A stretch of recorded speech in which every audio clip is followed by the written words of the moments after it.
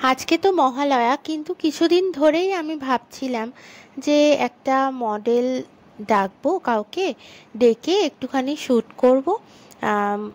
মহালয়ার জন্য আর কি, স্পেশালি মা দুর্গার কিছু শ্যুট। কিন্তু মন থেকেও চাইছিল না, জানো তো তোমরা, যে এই পরিস্থিতি চলছে তো বাইরে, কি আর শ্যুট করা যায় বলো এর মধ্যে। তাই জন্য কিন্তু দেখো, মা দুর্গার এমনই ইচ্ছা বা কৃপা বলতে পারো আমার উপর করেছে, যে মহালয়ার ঠিক আগের দিন, এইটা হচ্ছে আমার এক ক্লায়েন্ট, ইনি আমাকে বুকিং করেছিল যে আমাকে দুর্গা সাজাতে হবে সেই জন্য। আর এই জুয়েলারিটা আর হচ্ছে ড্রেসটা আর হাতের ত্রিশূলটা সব কিছুই কিন্তু ভাড়া করে নিয়ে এসছে ওনার হাজবেন্ড। তো যাই হোক, তো এইবার এখানে এসে সাজানো তো কমপ্লিট হয়ে গেছে, তারপরে যেখানে ওনাদের কম্পিটিশন ছিল, সে যার জন্য আর কি সেজেছিল আমার কাছে তিনি, তা সেইখানে আমরা চলে এসেছি একটা পুজো মণ্ডপে আমাদের ব্যারাকপুরেই।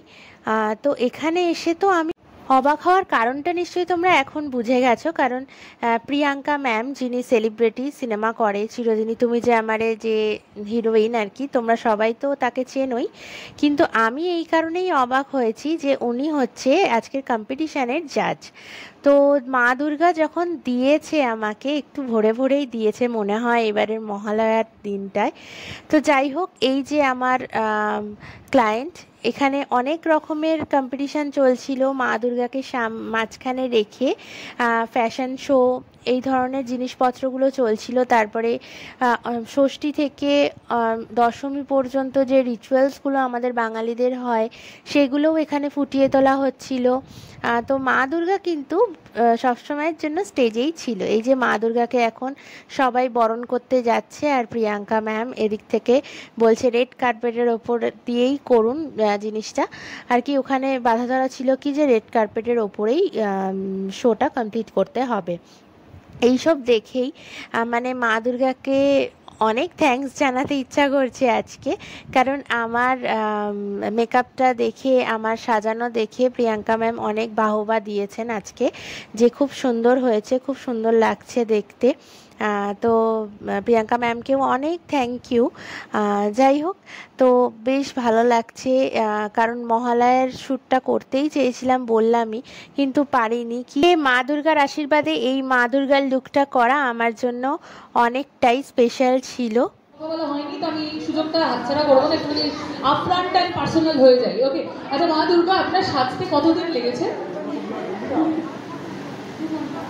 2 ঘন্টায়? তাহলে আপনি বছরে একবারই আসেন কেন? 2 ঘন্টায় যখন সাজতে লাগে, তাড়াতাড়ি মাঝে সাজে আসতেই পারে। ছেলেপুলে কোথায় রেখে চলে এলেন? ছেলেপুলে রেখে চলে এলেন? বাহ বাহ বাহ বাহ, কি ভালো। সত্যি ছেলেপুলে আছে? হ্যাঁ, ও আছে ওদিক থেকে। কোথায় কোথায় দেখি? মাকে চিনতে পারছো বাবা? কোথায়? মাকে চিনতে পারছো? চিনতে পারছো না? পড়াশোনা না করলে মা বলেছে এটা ইউজ করবে, জানো তো? এটা বলেছে কিন্তু মাকে ভয়ে ভয়ে রাখবে, কিন্তু তো ভয় পেয়ে থাকবে একদম, বুঝেছো? মা দুর্গা হয়ে কেমন লাগছে বলুন? দারুণ ক্রুশিয়াল রোল কিন্তু, হ্যাঁ, কিন্তু কিছু করার নেই। কিন্তু সবসময় রাগি রাগি, এরকম রাগি রাগি মেয়ের দিকে থাকে সবসময়, থাকে একটু। Okay, thank you so much, thank you so much. Priyanka ম্যামের সাথে আমার ক্লায়েন্টের একটা ছোট্ট ভিডিও তুলেছিলাম, এবার ক্লায়েন্টের মুখ থেকেই শুনে নি কেমন লাগলো। তোমার কেমন লেগেছে একটু বলো, এদিকে ঘুরে বলো। তোমার শ্বাসটা খুব ভালো লেগেছে। Thank you.